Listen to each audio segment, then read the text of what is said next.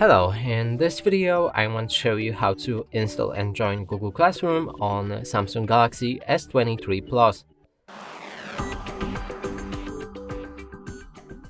To do this, you'll need to open the Google Play Store.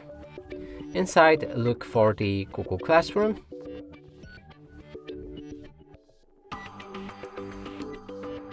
So it's this app right here which we need to install. After installation process is complete, you should be able to launch it. Allow access to all of the files or notifications. Click on the Get Started and here pick the account for your classroom. Then select the plus button and join the class. Enter the class code in a pool right here. And you should be able to join it with this button in the top right corner of the screen. And that's it for this video. Hope you like it. Please consider subscribing to our channel, leave a like and a comment below.